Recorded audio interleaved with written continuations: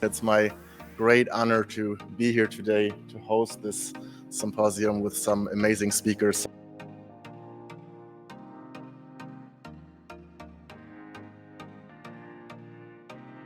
Being able to speak in the form of a symposium at a conference like this is it completely changes the ballgame. Working isolated as a doctor and thinking that you know all is from the past.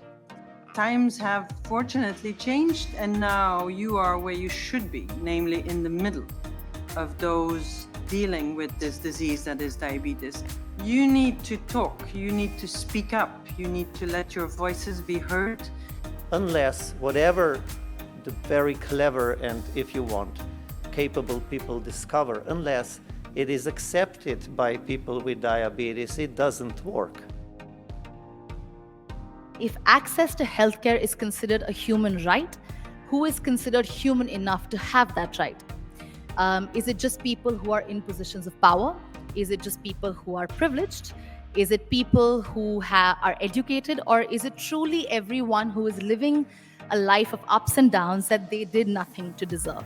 Far too many living with diabetes across the globe cannot rely on their governments and health systems to keep them alive and thriving. At day one, nothing was working. All the supply chains have collapsed.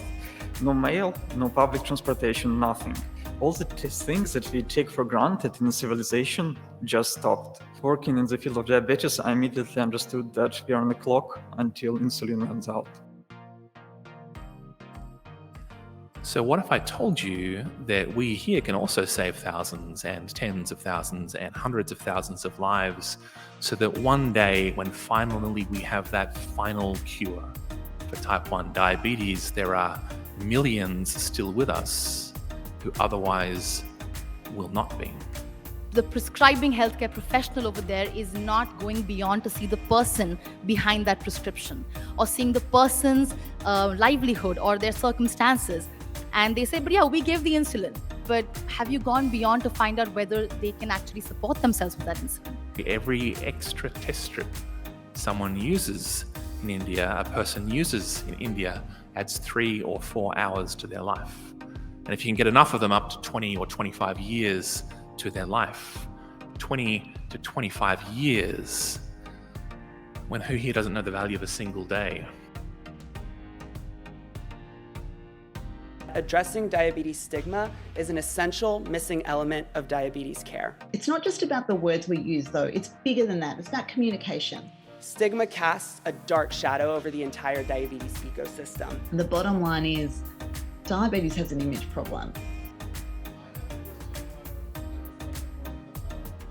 So for 15 years living with diabetes, I basically didn't tell many people. Didn't tell friends, didn't tell colleagues, didn't really go about embracing my diabetes. Because you know what? I was embarrassed. I was scared what people would think, and I just wanted to be normal. We never knew that COVID would actually bring us together. We never knew that. I sat at home and thought, how can I maybe connect with people and talk to people? We reached out with WhatsApp, Instagram and everything, but there was one community that was forgotten about, and that was the people without technology. How do we get the message out? My doctor, he said, well, you're modern and digital, maybe you should connect with these people in Berlin who meet online. And that was a revelation to me, because I realized I was not the only person on the entire planet who lived with diabetes. And most importantly, I wasn't the only one struggling. And I pressed the live button, and you know what? Someone came. And I was like, gobsmacked, right? The power that the peer support actually gave people was phenomenal. It was really phenomenal.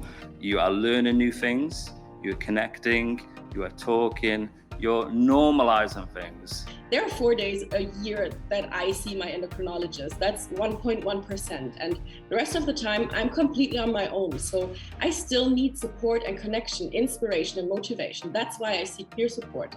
The biggest thing I wish all healthcare providers or clinicians or anyone knew is that we're not asking for confrontation, we're not asking for competition. We're asking for collaboration.